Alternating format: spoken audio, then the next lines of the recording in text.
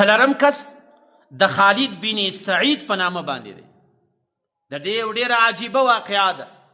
دا په ایمان راوړلو کې له سختو حالاتو سره ملګری سوی دی.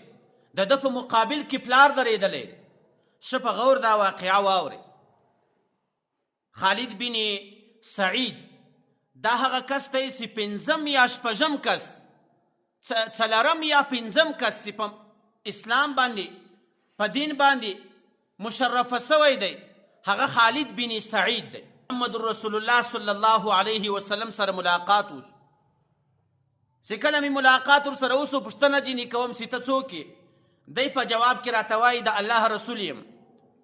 زه پوښتنه ځینې کوم چې تا کوم دعوت شروع کړی دی؟ دی راته وایي چې زما دعوت دا دی چې الله تعالی به په وحدانیت مني او له بوتانو څخه به انکار کوي. فوراً یې پر محمد رسول الله باندې ایمان راوړه.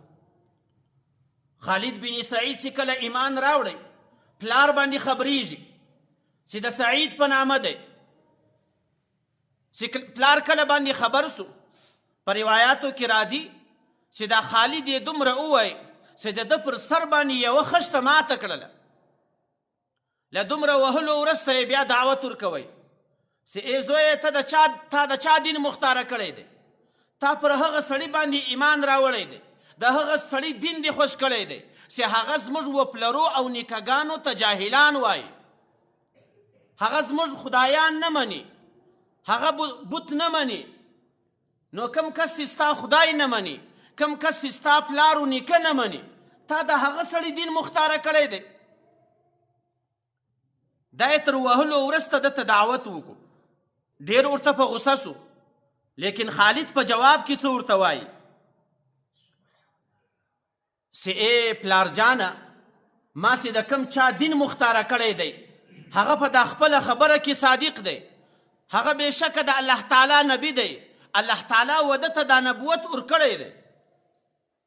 د خالد پلار نور په غوسه سو، ورته وایي چې ای خالده، ای زویه، که چیرې دې په آینده کې دا رقم ته خبره کړې وله او د هغه دین ته دې رښتینی دین ویلی و، زه به پر تا باندې خپل خوراک بند کړم. خالد په جواب کې ورته فرمایي چې ای پلار جانه، د روزي والا چې دی، د خوراک والا چې دی، هغه صرف الله تعالی دی. ما ته چې روزي راکوي هغه یې الله تعالی راکوي، ما ته روزي نه سې راکولی. پلار یې نور په غوسه باندې سو. دا خو یو وارې ما ته په جواب کې د محمد رسول الله صداقت پیښوي، اوس د الله تعالی وحدانیت راته پیښوي او رازق صرف الله تعالی بولي. نو یې خالد په دې وخت کې له خپله کوره څخه پسې واخیستی او دا پاته بچانو ته دا دعوت وکړو چې دا خبره یاد وساتئ، که هر چا له خالد سره خبرې کړې ولې، له خالد سره تعلقات ساتلي وو، هغه به هم داسې کوم لکه خالد، هغه به هم له کوره سپسې اخلم. خالد بن سعید د خپل پلار چوکاټ پرېږدي، خپله دروازه پرېږدي، د محمد رسول الله و دروازې ته رالی. بیا الله تعالی داسې عزت هم ورکو چې محمد رسول الله به هم د ده ډېر خیال ساتي. کم کس یې خیال ساتي؟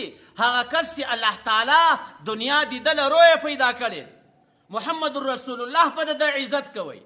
د خپل پلار چوکاټ یې پرېښوئ، د محمد رسول الله چوکاټ ته رالی، د محمد رسول الله هم مینه ورسره پیدا سو. ځکه الله تعالی په قرآن کریم کې فرمایي ولله العزة وللرسول وللمؤمنین ولكن المنافقین لا يعلمون. عزت خود الله تعالی په دین کې دی، د الله تعالی په خبره منلو کې دی، د محمد رسول الله په طریقه کې دی، لیکن ولكن المنافقین لا يعلمون. منافقین خو په دې باندې نه پوهیږي.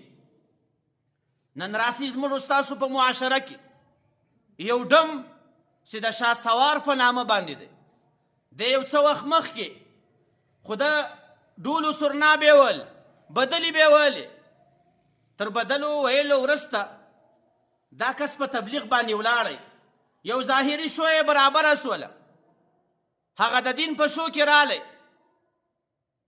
چې کله یې دا حالات وکتل، الله تعالی یې د هدایت فیصله نه ده کړې صرف هغه شکل صورت برابر سو.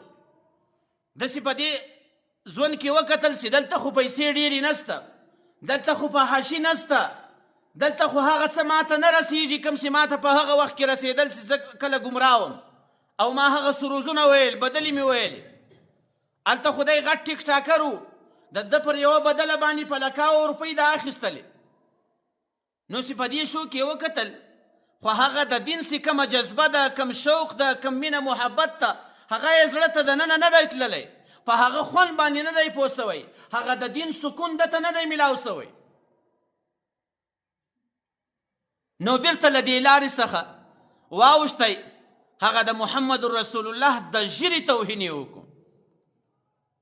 بیرته له غټو ټیکټاکرانو سره راځي، په هغو ویډیو کې دی دا وایي چې ما ته په دې دین کې هیڅ نه دی رسېدلی، زما چا کومک نه دی کړی، زما د بچانو روزي په دې کې نه وه. الله اکبر.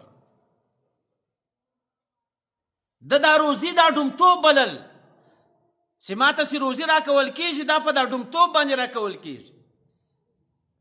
نو د محمد رسول الله هغه ښایسته سنت یې له مخه څخه لرې کړو چې کله پر میډیا باندې په داسو حالاتو کې راځي چې د ده مخ تک شین ده او غټ ټیک ټاکران له ده سره په ویډیو باندې راځي، دی ورته وایي زه خو بیرته سیده لارې ته رالم، بیرته خپلې لارې ته لاړم. الله اکبر.